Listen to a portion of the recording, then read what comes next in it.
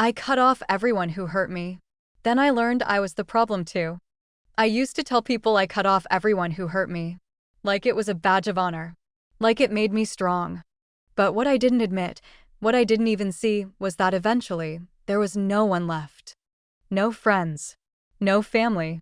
No exes to blame. Just silence. And in that silence, I finally heard something I'd never heard before, my own voice. And it terrified me. Growing up in Columbus, Ohio, in a fairly average middle-class household, I always felt like the outsider. I had two brothers who were easygoing, athletic, and charming. I, on the other hand, was bookish, sensitive, and often moody.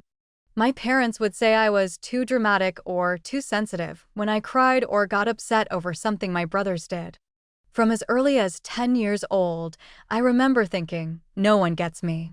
When I was 14, I had a fight with my best friend, Naomi.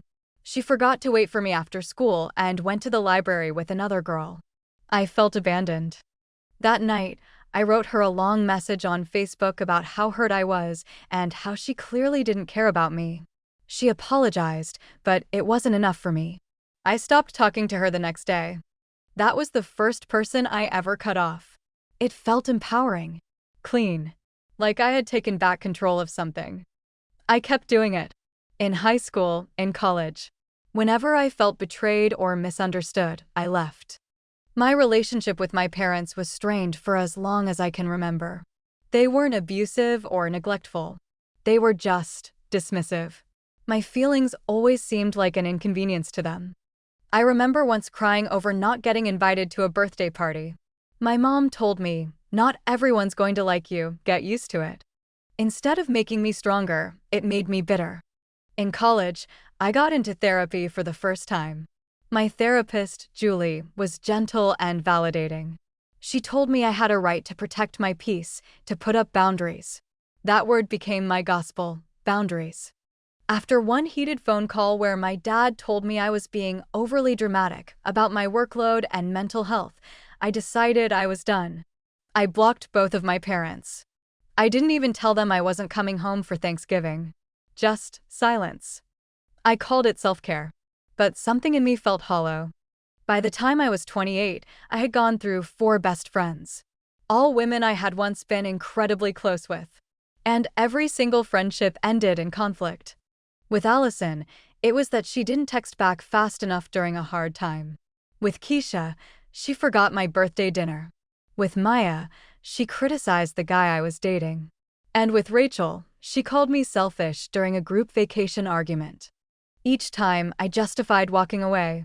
If they really cared, they wouldn't have hurt me. My therapist changed. Julie retired, and I got assigned to a woman named Dr. Leary. She was direct. Sharper. In our second session, she asked, "Do you ever wonder what your role is in these broken relationships?" I didn't like her. I almost stopped therapy.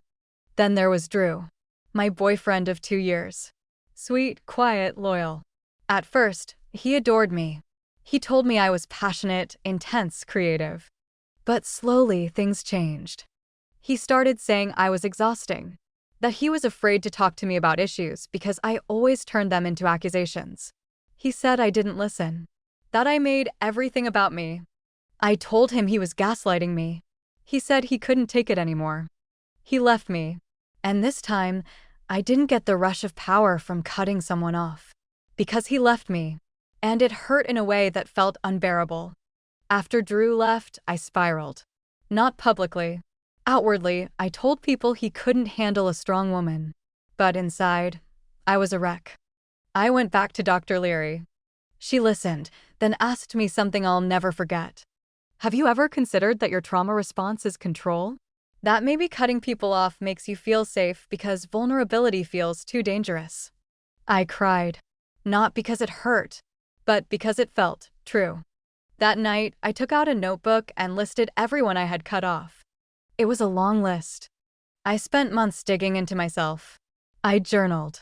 I went to therapy weekly. I started reading about attachment styles, childhood emotional neglect, and communication. And a pattern emerged. I had never truly apologized. I assumed negative intent in almost every conflict. I equated discomfort with danger. I thought cutting people off was power, but it was fear. I began to see myself not as a victim of everyone else's flaws, but as a common denominator. It hurt. God, it hurt. But it was freeing. I wrote letters to everyone.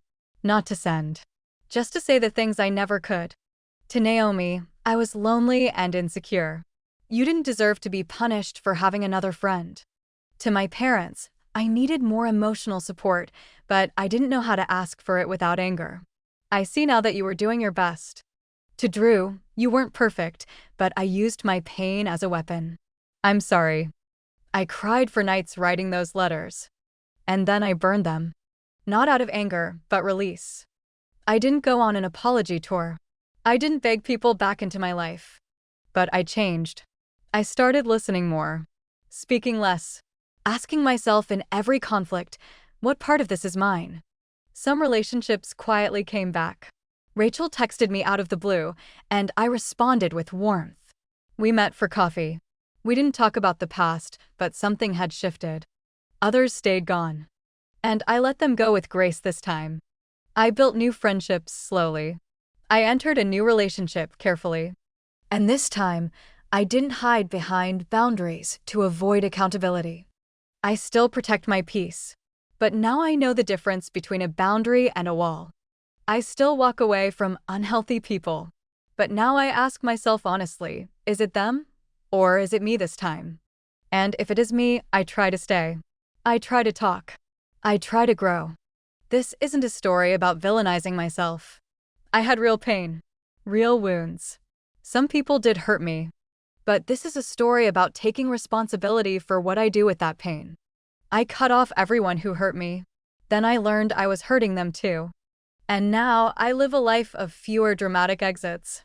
More honest conversations. More pauses. More peace. And that, I've learned, is what real strength looks like.